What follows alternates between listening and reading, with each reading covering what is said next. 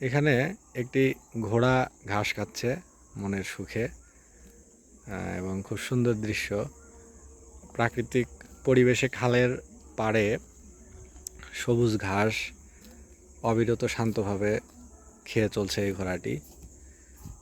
ঘোড়া হচ্ছে খুবই স্ট্রং একটা animal. Horse is a strong animal and a muscular animal too. এটা কিন্তু চর্বিহীন তবে অনেক বেশি পেশিবহুল একটি প্রাণী ঘোড়া। এবং horse can run very Swift, horse can run swiftly. এবং এটা হর্স কার্ট যেটা বলে ঘোড়ার গাড়ি, সেটাও চালাতে পারে। তবে এখন তো ঘোড়া অনেক কম দেখা যায়। একসময় যখন জঙ্গলে ভরা ছিল সব এলাকা, রাস্তাঘাট খুব কম ছিল মধ্যযুগেও, তখন কিন্তু যুদ্ধ যেখানে হতো সেখানে ঘোড়ার একটা আলাদা কদর ছিল। এবং যাদের কাছে ঘোড়া থাকতো, শক্তিশালী ব্রিডের ঘোড়া থাকতো, তারা সাধারণত এগিয়ে থাকতো সেসব যুদ্ধে, সেসব ক্ষেত্রে এগিয়ে থাকতো। এবং খুব সুন্দর একটা দৃশ্য। এবং এখানে দেখুন আরও অনেক সুন্দর দৃশ্য, যে একজন নামাজ আদায় করছেন, নামাজ পড়ছেন, আসরের নামাজ তিনি এই মধ্য জমিতে চারপাশে খালের পাড়ে, যেখানে কোনো মসজিদ নেই, সেখানে তিনি ইবাদত করছেন। এবং এই ঘোড়াটি বোধহয় ওনার, উনি এটার মালিক। তো উনি এখানে এসে নামাজ পড়ছেন। এই দৃশ্যটি আপনার চোখকে, আপনার মনকে যে প্রফুল্লতা, যে প্রশান্তি বা শান্তি এনে দিতে পারে, এটি বোধহয় অনেক বেশি লাক্সারির দিকে তাকিয়েও, চাকচিক্য বা জাঁকজমকপূর্ণ অবস্থার দিকে তাকিয়েও আপনি বোধহয় এই দৃশ্যটি পাবেন না। যে একপাশে ঘোড়া ঘাস খাচ্ছে আর তার মালিক ওপাশে সালাত আদায় করছেন বা নামাজ পড়ছেন। সেটা হয়তো গ্রাম বাংলার যে এই যে সুন্দর যে চেহারাটা, সুন্দর যে দৃশ্যগুলো, এগুলো বরাবরই মানুষকে আকৃষ্ট করে, ভীষণভাবে আলোড়িত করে।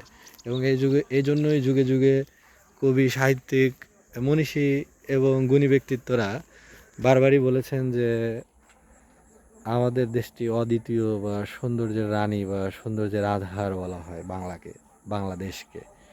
এই জন্যই বোধহয় বলা যায়। দেখেন ওখানে কারেন্ট জাল বলে, মানে যে জালে মাছ লাগা মাত্র কারেন্টের মতো আটকে যায়, সেজন্য বলে কারেন্ট জাল। ওখানে নৌকা নিয়ে জাল থেকে মাছ ছড়ানো হচ্ছে। খুবই সুন্দর একটি দৃশ্য। এবং এখানে আমরা এই উঁচু জায়গা থেকে ধীরে ধীরে নিচে নামছি। এই খালের পাড় থেকে আমরা খালের একদম ধার দিয়ে এবার হাঁটবো। মামা, ঘোড়াটা তুমি কেমন দেখলে? খুবই ভালো।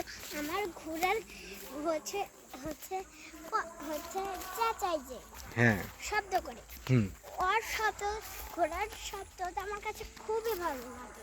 মানে ঘোড়ার ডাক, লামিসা বলছে ঘোড়ার ডাক মানে ঘোড়া যে শব্দ করে তাকে বলা হয় রেশা, নেই সাউন্ড, নেইং সাউন্ড, NEIGH। এই নেই সাউন্ড অর্থ হচ্ছে, নেই মানে হচ্ছে ঘোড়া যে ডাক দেয়, ঘোড়ার যে আওয়াজ, সেটাকে বলে। যে পানির যে এই যে একটা মিষ্টি শব্দ, মধুর যে একটা শব্দ, সেটা আমরা শুনতে পাচ্ছি।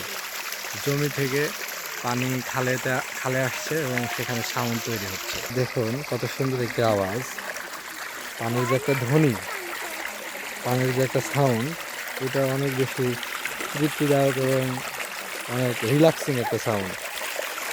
The sound is very relaxing. It is calm and soothing.